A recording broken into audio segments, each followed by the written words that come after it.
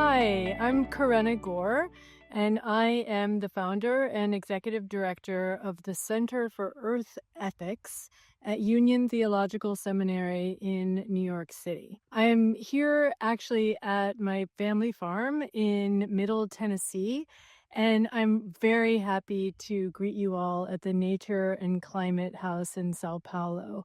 I'm really excited to come to COP30 in Belém soon. I want to say that we have learned, all of us in our own ways, that development has come at the expense of nature for far too long.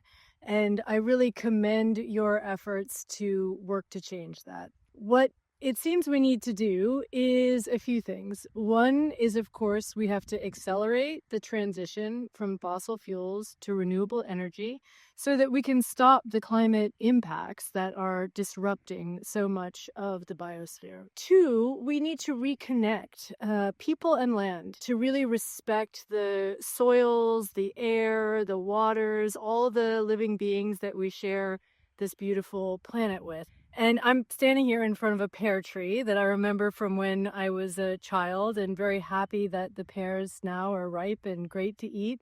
And it's a reminder that if we can be in tune with nature and enjoy the cycles, then we receive the bounty in a new way. Finally, I want to say that environmental justice is so important. We need to make sure that everyone has access to nature, and that we do our best to provide the climate finance, and particularly for regenerative agriculture and local economies and communities, so that we can all flourish together. Thank you so much. A gente está de volta com as atividades do primeiro dia da Nature and Climate House São Paulo, que é um clube itinerante onde líderes influentes se reúnem para descobrir sua voz sobre questões urgentes intimamente relacionadas à natureza, ao clima e à equidade social. I will now switch to English to invite Maeve Campbell, who will moderate our next panel on the role of media in shifting narratives and norms. So, welcome to stage, Maeve. Hello, everyone. Nice to meet you. Unfortunately, I can't speak Portuguese, but we are going to have the headphones, so hopefully you can all understand, which will be great. So my name is Maeve. I'm a climate journalist based in London. And I'm really excited to be here today in Sao Paulo. I was in Rio last night for the Earthshot Prize, which was very fun with Prince William. And I'm now here to moderate a panel on the role of media and climate communications. So the first thing to say is that we can't deny that we live in a highly fragmented media landscape wherever we live all around the world. And what I'm finding is that news consumers are often finding themselves quite lost in their search for trustworthy information. And the question is, how do we counter the amount of misinformation that's out there? How do we build trust? And also, who should pay for the cost of keeping the values of journalism alive?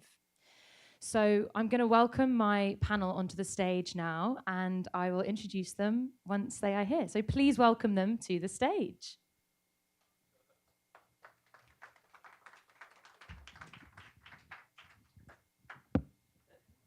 Welcome to my panel. So on the far right, we have Jessie Alves. If you don't know Jessie, she is a teacher, she's a biologist, and she's a socio-environmental communicator who is passionate about education and committed to promoting sustainable development and social justice.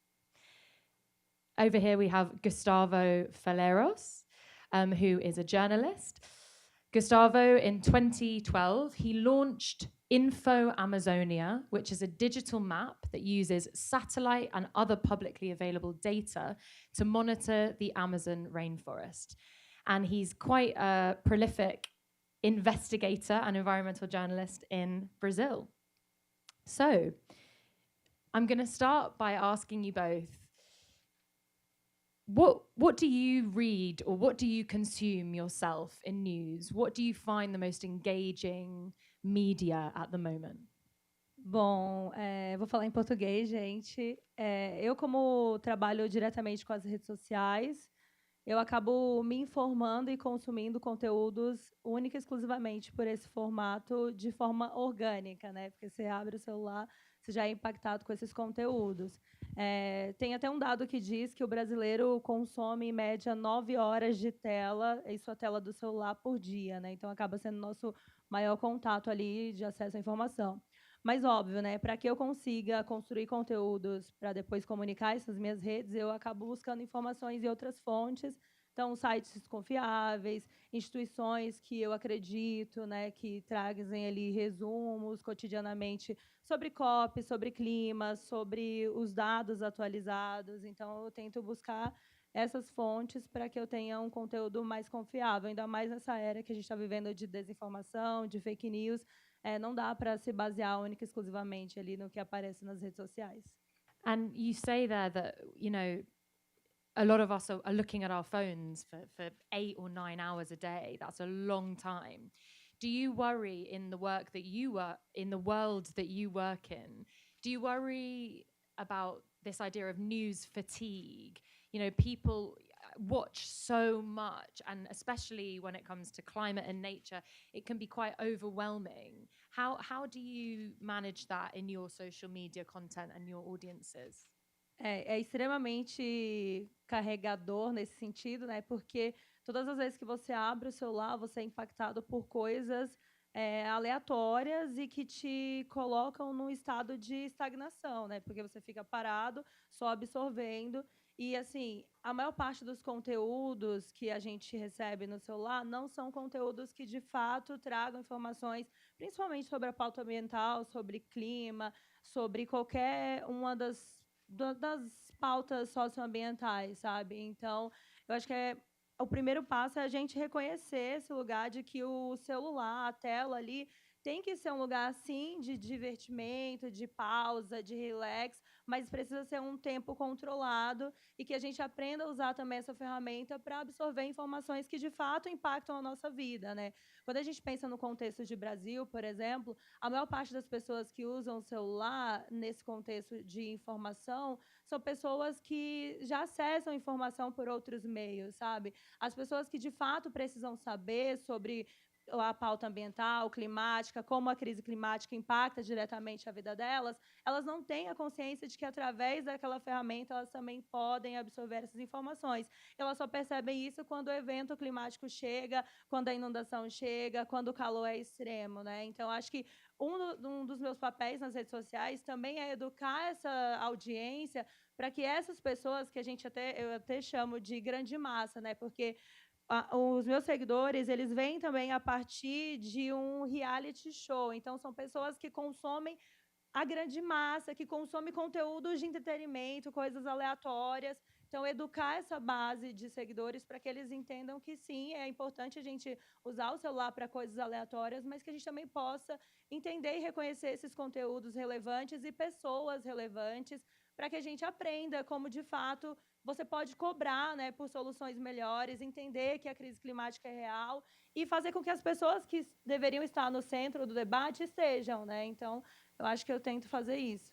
And it's very interesting what you say about how it should be fun and engaging. I completely agree that that's the way we should be cutting through and you know, reaching out to people. Gustavo, how do you feel about this idea of making climate and nature fun and engaging, and perhaps burying it in other kind of newspaper beats? So, you know, whether it's sport, whether it's music, whether it's entertainment, whether it's business, whether it's tech, whether it's sports. I've already said sports. I think often there is a place for climate and nature in all of these stories in a way that's quite relatable for audiences. How does that relate to the work that you do? Bem, boa tarde a todos, é um prazer. Eu acredito muito que é importante ter essas várias camadas de informação, né? Quando você perguntou a Jessie qual a fonte de informação que ela mais usa, né? Eu pensei, a minha fonte de informação, como eu trabalho muito com jornalismo investigativo, essa coisa de, né, encontrar evidências, é muito técnica. Então, sempre base de dados, relatórios, leio muitas reportagens dos colegas, porque uma coisa que é bem comum no jornalismo investigativo é essa vontade de você dar um passo adiante. Qual vai ser a coisa nova que você vai aportar no tema? Então, é importante sempre ler o trabalho dos colegas, entender o que está sendo coberto. Mas, fazendo isso, também eu aprendi que tem uma limitação, né? A gente fala muito sobre o papel, a importância do jornalismo investigativo, mas ele é um instrumento limitado em termos de audiência. Então, a gente tem visto a necessidade de cada vez mais trabalhar em alianças com outras organizações, outros formatos de comunicação, para levar a informação mais adiante. E esse é o trabalho que eu tenho feito muito junto com o Pulitzer Center, onde eu coordeno uma rede de jornalistas investigativos que tem essa parte que a gente chama de apoio ao jornalismo editorial, digamos, e uma parte de engajamento, que é exatamente a combinação dessas camadas que a gente acredita que tem um resultado, que é você fazer essa investigação dura, conseguir as evidências, conseguir os documentos, mostrar, né, quem são os culpados de alguma coisa, mas, ao mesmo tempo, transformar essas informações em outros formatos. É aí que a gente trabalha com criadores de conteúdo, ou, às vezes, trabalha com artistas para fazer exposição sobre aquele conteúdo, fotógrafos, fazer exposições de fotografia. Então, respondendo à sua pergunta, para mim, o que realmente torna efetiva a informação ambiental é uma combinação de várias camadas, né, que passa também pelo engajamento, digamos, pela diversão, por trabalhar outros temas pelo ângulo do esporte, pelo ângulo da cultura. É o caminho, eu concordo com isso. And can you give us an example, maybe, of an investigation that you worked on that you helped come alive? Because investigations are a lot about data and about jargon, and it's very important that we do this work, but in order to reach more people, we need to help it come alive. How have you done that, and what's an example? Eu acho que a gente tem alguns exemplos, mas o que me veio imediatamente é uma investigação recente que a gente apoiou a Monga Bay, que é um site de jornalismo ambiental global, a fazer uma investigação aqui no Brasil sobre o consumo de carne de tubarão. Eu não sabia, até apoiar isso, que o Brasil é o maior consumidor de carne de tubarão do mundo, o que a gente conhece como cação, né? Todo mundo já comeu cação, mas não sabe que está comendo tubarão. Então, essa investigação já de cara já trouxe essa informação muito importante, né, que o Brasil é o que consome maior carne de tubarão. Mas o mais interessante é que, ao contrário de outros países, o Brasil incentiva publicamente o consumo de carne de tubarão. Então, através de licitações, escolas, prisões e hospitais compram grandes quantidades de carne de tubarão. É inclusive uma diretriz do Ministério da Saúde, porque é uma carne que tem pouco espinho, né? Então, as crianças estão comendo carne de tubarão, os presos, os pacientes de hospitais públicos. E, ao soltar essa informação, gerou uma cadeia de acontecimentos. Várias escolas no Rio Grande do Sul e em Santa Catarina, que não sabiam que esse era o caso, pediram o cancelamento de algumas licitações. Então, a gente fez um trabalho de mostrar, assim, não só, né, aquele dado duro, as licitações, tudo, mas mostrar que tem um problema de saúde pública envolvido, porque não só os tubarões estão ameaçados de extinção, como a carne deles possui muito metal pesado. Então, foi essa conexão entre a investigação e falar com o público, falar com as mães, foi uma coisa muito importante, né, para mostrar que as escolas públicas estavam servindo carne de tubarão e que a carne de tubarão não é recomendada fora do Brasil para consumo, né, de crianças. Gerou esse impacto imediato de escolas em Santa Catarina e Rio Grande do Sul falarem, não queremos mais consumir isso. Então, é um exemplo, foi importante para a gente. E aí, também, criadores de conteúdo entraram na jogada, fizeram, né, essa parte mais explicativa. Foi super, super interessante ver o impacto. That's so interesting. I didn't know that. I don't know if maybe I'm not from Brazil, so that's why I'm not aware of that. But that's quite shocking that's happening and that so few people knew about it. Very interesting. And Jesse, maybe you could give us an example of a story or a video or a topic that you find has been really engaging for your audiences and why. Sim, deixa eu ver se elas estão aqui. estão aqui na frente, né, a Flávia. Eu faço parte do grupo de agentes verificados da ONU contra a desinformação climática, e um dos conteúdos que eu fiz, que assim para mim foi um dos mais interessantes de como gerou debate, repercussão, sem necessariamente ser viral e bater mais de 1 milhão de visualizações, por exemplo, que foi um conteúdo que foi sugerido, né, no briefing que todo mês a gente recebe dentro desse grupo briefings para debater pautas climáticas que estão sendo discutidas ali no momento, e que a gente possa trazer uma perspectiva de desinformar, de tirar, né, esse estigma da desinformação. E aí o conteúdo falava sobre alimentação, né? Como que a crise climática influencia na nossa alimentação. E aí eu fiz um vídeo que no briefing trazia a perspectiva de mulheres do semiárido que resgatavam sementes crioulas para lutar, na verdade, conviver com aquela seca, de certa forma, né? E aí, nesse vídeo, eu decido falar sobre o cuscuz, que é um prato típico brasileiro, que eu nasci na Bahia, então é um prato que fez parte da minha infância, da minha vida, que me lembra cheiro de casa, de mãe, carinho, colo. E aí eu fiz esse vídeo trazendo essa perspectiva, e durante a narrativa eu falo que, por mais que parece que o gosto dessa comida mudou com a crise climática, tem muita gente fazendo alguma coisa, e aí eu falo sobre essas mulheres que estão resgatando sementes crioulas. E aí, pouco mais de 2 meses depois desse vídeo, eu tive a oportunidade de conhecer esse projeto, essa comunidade que, de fato, resgata sementes crioulas. Então, assim, foi muito legal, porque o vídeo em si gerou muito debate, porque era afetivo, né? Então, eu entendi que o afeto é uma ferramenta de comunicação, porque quando você toca no coração da pessoa, você fala sobre uma coisa que encanta, que, sabe, coloca a pessoa nesse lugar de, nossa, realmente, essa comida que eu comi a vida toda, que eu amo, que me lembra infância, pode sumir, entendeu? E isso é a crise climática que está fazendo. Então, fazer com que essas pessoas reconheçam isso, e aí depois ter a oportunidade de conhecer quem está na base, quem está transformando, quem já tem a solução baseada na natureza, foi incrível. Então, acho que esse é o meu case de sucesso. I love that couscous is your conduit, your vehicle for telling a climate story. That's so important because it's relatable to people. You have it in your kitchen, you eat it every day, but it's also very solution focused and hopeful. And so that brings me to a question for both of you about the role of urgency in language.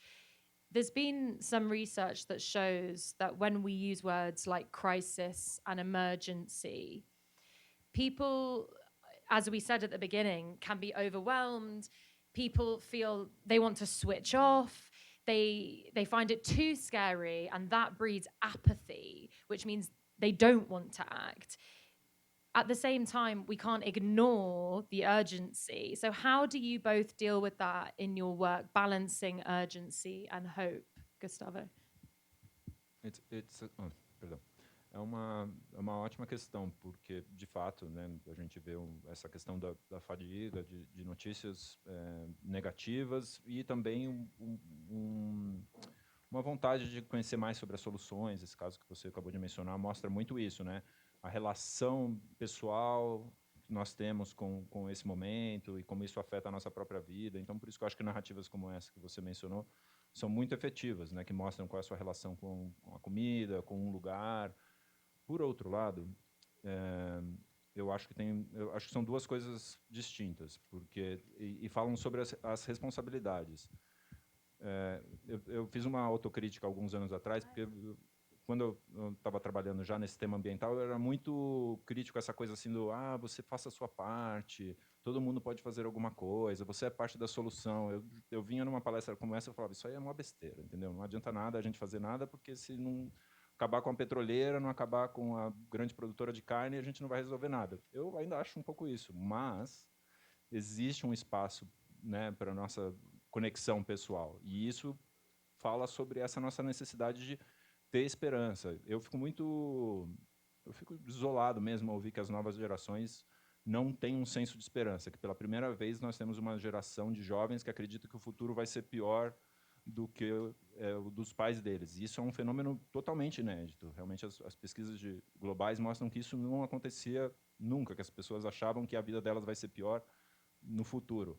Então, eu acho que a gente tem que mostrar soluções, tem que mostrar que existem caminhos, tem gente lutando, tem uma questão individual de cada um de nós, porém, não dá para deixar de mostrar que a crise é real. E aí eu vejo mesmo esse papel do jornalismo duro, jornalismo investigativo, porque tem que pegar no pé de quem está fazendo errado, entendeu? O cara que está falando que não tem um problema de mudança climática, mas ao mesmo tempo está escondendo um estudo, né? Está sendo um negacionista, manipulando a opinião pública para manter o business as usual, né?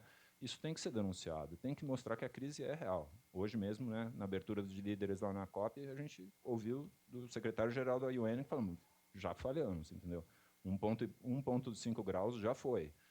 E a coisa toda vai ficar mais dura daqui para frente. Negar essa informação para as pessoas é também negar a possibilidade de adaptação, de soluções. Então, eu acho que a comunicação vem, sim, mostrando boas soluções, razões para a esperança, mas a gente tem que mostrar real. O problema é muito sério e a gente está caminhando para uma crise de grande escala. Já estamos nela, né, para dizer a verdade. Então, no meu papel de comunicador e jornalista, não pretendo deixar de fazer esse papel, de avisar sempre, a crise é séria, estamos na pior.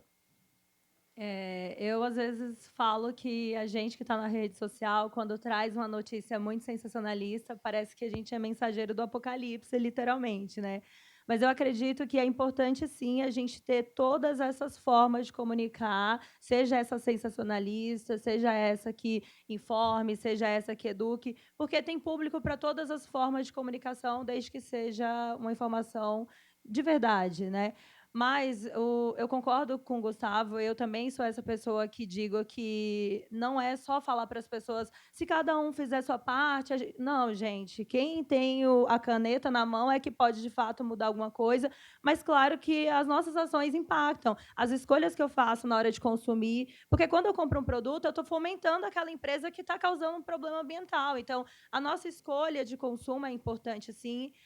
A forma com que a gente se relaciona com o meio que a gente está inserido é importante, e principalmente em quem a gente decide colocar lá nas cadeiras de poder, no governo, entendeu? Esse é o principal papel que a gente individualmente pode fazer. Mas, assim, através das redes sociais, o que eu tento fazer é isso, pegar essas pautas que são muito complexas e tento transformar em um conteúdo acessível para essas pessoas que muitas vezes não têm essa informação e essa formação, sabe? Então, desconstruir essa informação densa, porque quer queira, quer não, a academia acaba produzindo muitos dados, né? Cientistas, as pesquisas, os relatórios, que a grande massa não acessa, e que não acessa por vários motivos, né? Então, tentar trazer isso daí de uma forma mais mastigada, mas sem esconder que, sim, estamos vivendo uma crise, e parar de pensar que a mudança climática como se fosse algo gradual, porque não, ela já está acontecendo, ela é agora, ela é real. Então, assim, impacta todo mundo, mas principalmente as pessoas que já são vulnerabilizadas socialmente, sabe? Então, se a gente não coloca essas pessoas no debate, se a gente não faz com que essas pessoas entendam por que elas precisam estar no debate, a gente não muda nada, né? Não adianta ficar falando lá na cúpula, lá dentro do espaço da COP, na Blue Zone, sem que as pessoas que vivem isso na prática estejam dentro desse debate. Então, acho que o que eu faço nas redes é um pouco disso. I completely agree. And I think a metaphor that I often use is the bamboo toothbrush. You know, it's kind of it represents greenwashing in many ways, because people say, oh, I've bought a bamboo toothbrush, so I'm doing my bit. But at the same time, we don't want to scare them too far on this end of the spectrum, because then they'll run away. So we need to find that middle ground. I really agree with you. And what do you both feel about the role of legacy media nowadays? Legacy, mainstream media. Do you trust it? What news sources do you go to? And are they doing their fact checking right? Are they being paid for by vested interests? How do you know whether to trust them or not? Eu acho que a grande mídia está fazendo um bom trabalho ainda, assim. Eu vejo que tem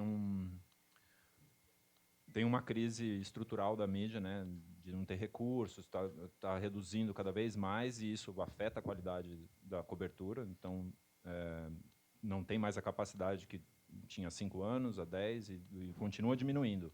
Mas, você me perguntou quais são as fontes. Como parte do meu trabalho, não só continuo lendo os grandes jornais aqui do Brasil, a Folha, São Paulo, os grandes canais, a Globo, como trabalho em parceria com eles. E isso é uma coisa importante que está acontecendo. Por conta dessa crise estrutural, esses grandes meios se abriram para as alianças, né? E isso é muito importante. Há pouco tempo, mesmo, poucos anos atrás, você não teria uma Rede Globo aberta a fazer parcerias com jornalistas fora do staff deles, né? Fazer parcerias de investigações colaborativas. Ou a Folha de São Paulo aceitando essa matéria dos tubarões, por exemplo, que eu mencionei, foi publicada em parceria com a Folha de São Paulo também.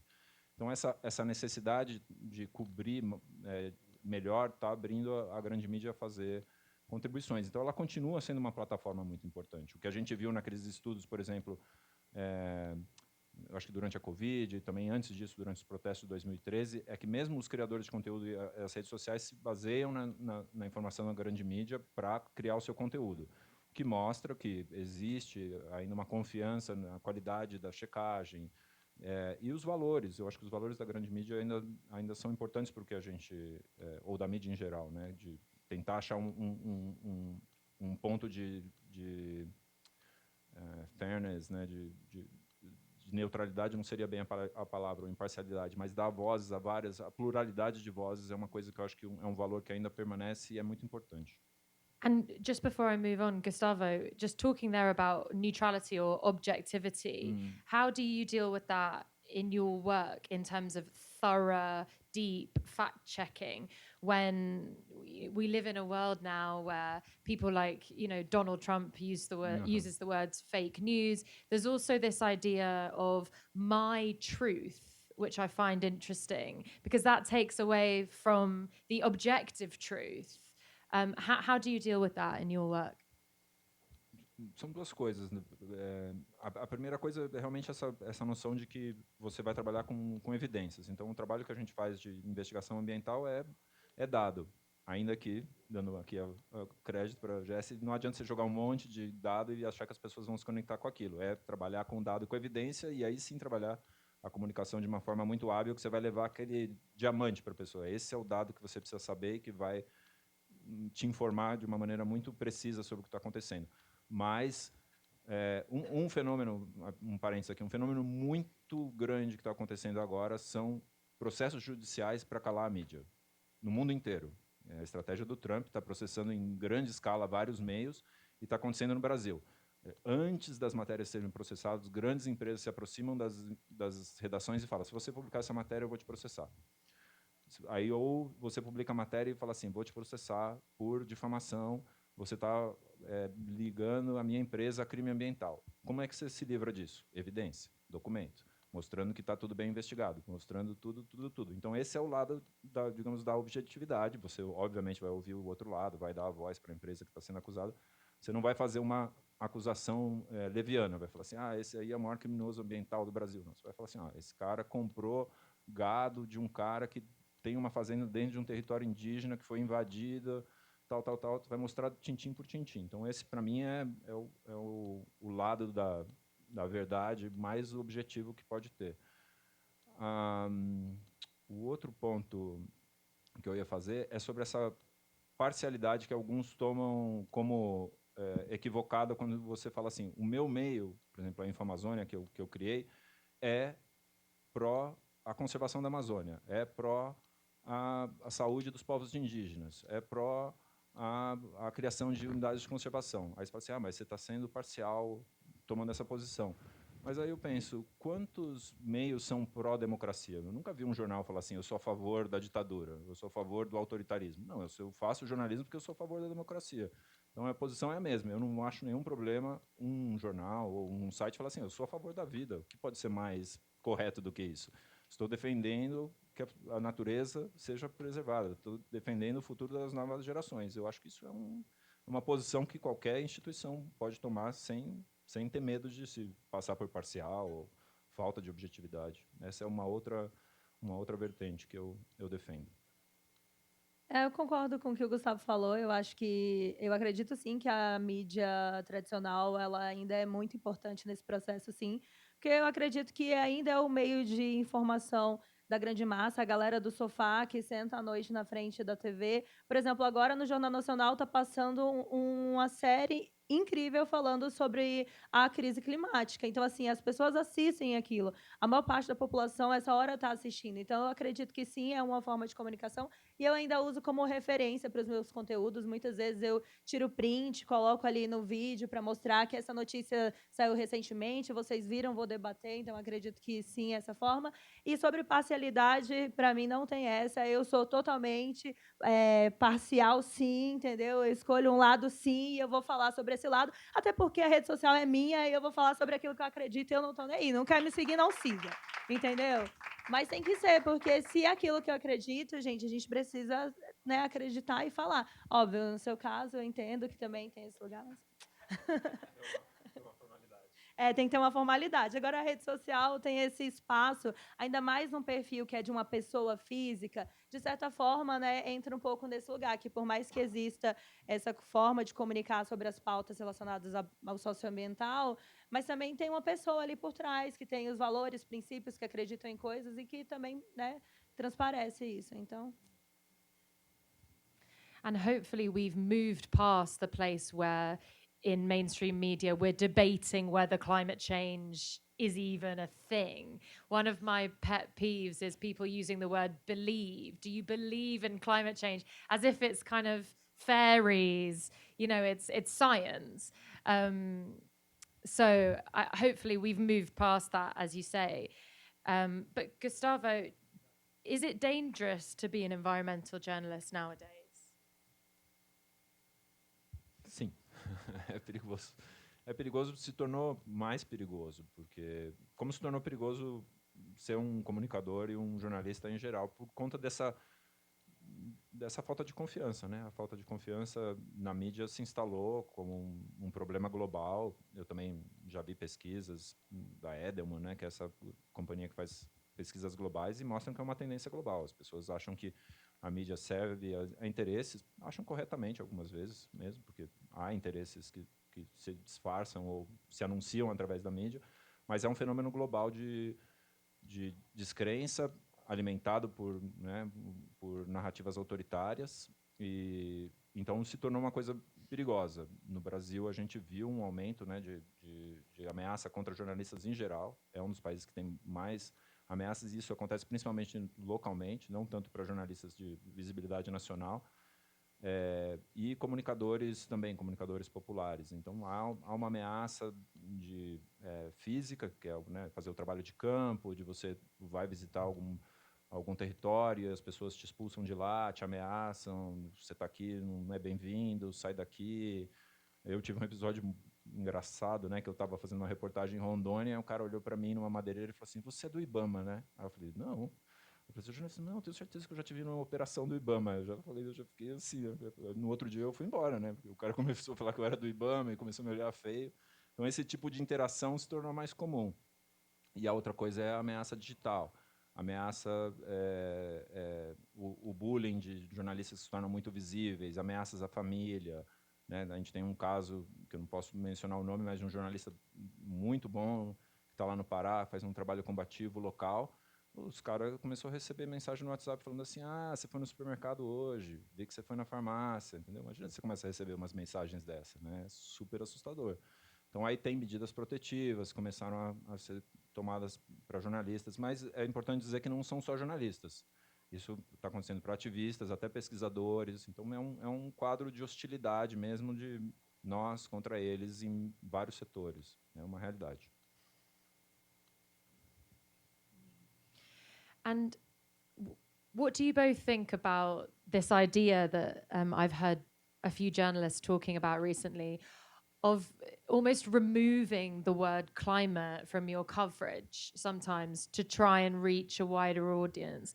So, for example, in the UK, I was part of a research project where we went round and spoke to people about what they care about in their country, in their local communities.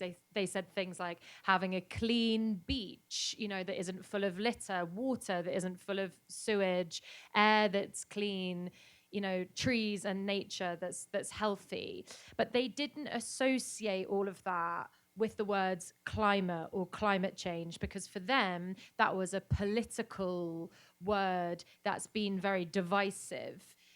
And so do you think, and you said that a lot of your followers are, they're into entertainment and reality TV. They're not reading investigations maybe on deforestation. So do you think there is an argument for talking about climate without saying climate? Eu acho que existe sim outros caminhos. A gente pode falar sobre, por exemplo, quando você falou de quero minha praia limpa, trazer exemplos práticos sem necessariamente usar a palavra clima, mas eu sou totalmente a favor de inserir essa palavra em todos os nossos debates, sabe? Porque se a gente não sabe, eu acho que tem uma coisa, quando você conhece a palavra e fala a palavra, você tem poder sobre ela, entendeu? Então, se a gente entende o que é o clima, como ele afeta o nosso dia a dia, o que a gente come, o que a gente veste, onde a gente vive, a gente muda, sabe? Aproveitando para fazer meu jabá, gente, eu acabei de estrear um programa na TV Futura chamado Tem Clima para Isso? E aí a gente tem uma ambiguidade dessa palavra, porque esse clima é sobre clima, mas é sobre o clima que a gente está vivendo, ou se tem espaço para falar sobre qualquer pauta, sabe? Então, lá a gente traz o clima em vários âmbitos: moda, estética, saúde, alimentação, COP, greenwashing, todos esses temas para mostrar que sim, o clima ele está inserido em tudo. E a gente não sabe, por isso que muitas vezes a gente acha estranho, chato, não quero falar. Mas, gente, se a gente não aprender, se a gente não entender que o clima é o que de fato envolve todas essas narrativas que a gente está tratando aqui, a gente nunca vai de fato ter poder sobre a pauta, sabe? Então, sim, eu sou a favor total de manter a palavra no debate e continuar inserindo ela nas nossas conversas, tentando, óbvio, né, trazer uma forma mais acessível, que não seja tão complexa da gente interpretar, mas que ela esteja presente. Yeah, I think using the word makes it not a dirty word, makes it not a divisive word. If it becomes part of everyday language, then you hope people will accept it more. Gustavo, we have to finish in a few minutes, so I just want to ask you both, what stories are we not telling at the moment? Whose stories, what stories are we maybe too scared to tell, or maybe they haven't reached enough of a platform? Eu acho que tem muitas histórias e não dá para saber quais elas, não dá para saber todas que não estamos contando, né? Porque a gente ainda vai descobrir. Mas eu tenho, até relacionado com essa questão anterior, eu tenho uma visão de que eu acho que o grande desafio ainda é contar grandes histórias no sentido de histórias globais que conectam coisas que aparentemente não são conectadas. Eu acho que tem um avanço grande em mostrar quais são essas conexões, mas eu vou dar um exemplo onde a gente consegue ver avanços na última década, por exemplo, a questão da crise hídrica, né, do país, né? Então, acho que já está muito claro no Brasil, em outros países, na Colômbia, recentemente se tornou um assunto chave, no Equador, de que a mudança climática e o nosso suprimento de energia e água estão totalmente ligados. E aqui no Brasil, essa é uma coisa meio forçada. Se não tem água, se não chove, não tem energia, o preço sobe, né? O alimento sobe, porque a energia subiu. Então, as pessoas já conseguem ver essa coisa. Se está faltando água em São Paulo, é porque está faltando chuva. E aí já tem outra cadeia que se está faltando chuva, é porque está tendo mais desmatamento na Amazônia e está tendo mudança climática. Então, essa é uma grande história para ser contada. E ela começa a ser contada de maneira cada vez mais inteligente, seja através dos cientistas, com a imagem dos rios voadores, que é fantástica, né, como uma metáfora, seja através desses detalhes, né, do aumento do preço da energia, falta de chuva, El Niño, aquecimento do oceano. É importante ver isso, né, no jornal da noite, assim, chegando. Porém, há outras tantas como essas que precisam ser contadas, que falam muito sobre a nossa alimentação, né, preço da carne, preço dos grãos, né? A gente viu um bom exemplo quando começou a guerra da Ucrânia, como o impacto da guerra causava aumento nos preços dos cereais, mas a gente vai ver mais sobre isso. Já é um consenso entre vários economistas que a inflação de alimentos é estrutural, ela não vai mudar por causa da crise de alimentos, os alimentos vão ficar sempre mais caros a partir de agora. Então, a gente vai ter que fazer essa conexão. Por que o arroz está mais caro? Porque está chovendo menos não sei aonde, entendeu? Esse ano o arroz vai ficar mais caro porque está chovendo muito, então não deu para plantar arroz. Então, tem muitas dessas pequenas conexões. Então, as cadeias de suprimentos são as histórias que vão precisar ser contadas, na minha opinião, com muito mais detalhes. Uma que eu estou totalmente enfronhado, tem várias conexões, às vezes não se fala de mudança climática, é a cadeia do ouro. O preço a maior alta do ouro da história está acontecendo já nos últimos 2 anos. Isso leva diretamente a maior desmatamento de territórios indígenas, que leva a maior violência. Então, são esses tipos de conexões que eu acho que são o desafio para nós, comunicadores, falar assim, você não quer contar só uma história que é local, você conta uma história que, no mínimo, é regional para não dizer global, como é o caso da mudança climática.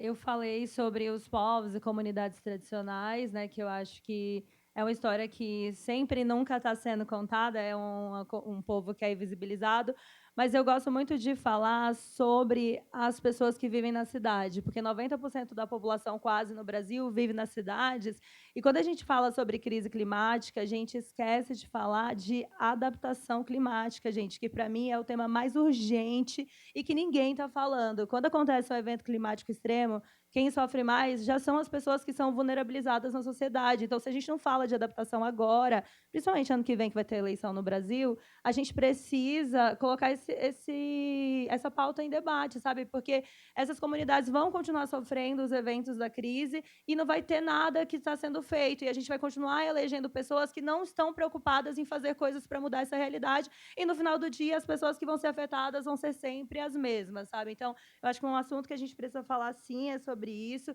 entender a estrutura política do nosso país, que não adianta nada eleger o presidente e não eleger uma bancada que possa fazer alguma coisa para mudar essa realidade, enfim. Não vou entrar nessa pauta, mas, assim, eu acho que essa é uma história que precisa ser contada. A gente precisa falar de adaptação agora, para ontem.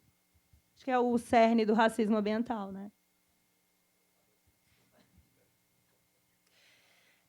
And you just mentioned there about who people vote for in politics. So my last question for you both is, how do we measure the impact of our storytelling? How do you measure it personally? Is it through who we elect? Is it through policy change? Is it through behavior change?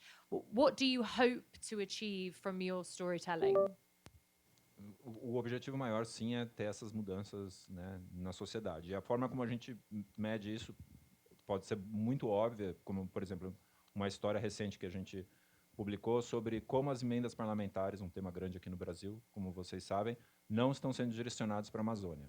Tipo, 0,5% das emendas parlamentares, todas aprovadas, vão para a Amazônia, mesmo dos deputados da Amazônia. E esse simples dado gerou um pedido de várias ONGs no Supremo Tribunal Federal para revisar a compra de maquinário por emendas parlamentares para a Amazônia. Então, um impacto direto. Bom, porém, tem outros que são mais difusos, né? Então, a forma como a gente mede isso é se esse tema se tornou parte da agenda da discussão. E isso já é um grande impacto. Se ela faz parte da conversa, já é um caminho para que as coisas mudem. Então, tenho vários exemplos. Esse da carne do tubarão foi um ótimo exemplo, assim, passou a ser parte da conversa, entendeu? A gente tem outro que a gente fez que foi parte da conversa muito grande, que é pistas ilegais na Amazônia. Não sei se vocês começaram a ouvir essa história, de que tem muita pista ilegal que é usada pelo narcotráfico, tráfico de ouro. Foi uma coisa que surgiu de uma investigação também. Mas tem outros impactos que são muito legais no trabalho que a gente faz. Então, tem um impacto, a gente mede o impacto da sociedade, mas tem os impactos nas organizações. Se a gente apoia jornalistas a fazer esse tipo de trabalho, de repente, os jornais vão começar a criar uma editoria para meio ambiente, uma editoria de mudança climática, ou vai pagar um salário maior para o cara que está cobrindo essa coisa, ou vai criar um cargo especial, uma mudança organizacional. E, finalmente, a mudança do indivíduo. Às vezes, é alguém que mudou de carreira, alguém que resolveu fazer alguma outra coisa. Então, eu vejo o impacto nesses 3 níveis, individual, organizacional e na sociedade. Eu acho que é isso. Água mole em pedra dura, tanto bate até que fura, sabe? Quanto mais a gente fala sobre o tema, mais esse tema vai ser discutido e mais as pessoas vão fazer pressão política. Aqui no Brasil, as pessoas elas são loucas em rede social, elas são extremamente engajadas. Quando uma pauta entra na hashtag, no trend top lá, todo mundo engaja. E essa pressão faz as coisas mudarem, sabe? Óbvio que algumas vezes a gente dá credibilidade para as coisas que nem precisava tanto assim, sim, mas isso mostra que é efetivo. Então, assim, eu acredito que quanto mais eu falar sobre clima, falar sobre a pauta, difundir o assunto, a minha base de seguidores vai sendo formada, e não só a minha base, mas as pessoas que se relacionam com essa pessoa, porque a gente vive em comunidade, sabe? Então, quanto mais a gente fala, maior a chance do assunto entrar, da pressão política acontecer, da gente se mobilizar, engajar, enfim, eu acho que é nesse caminho, e concordo também com seus pilares. the power of social media is very strong. Thank you so much. Please give a big round of applause to my panel. Thank you.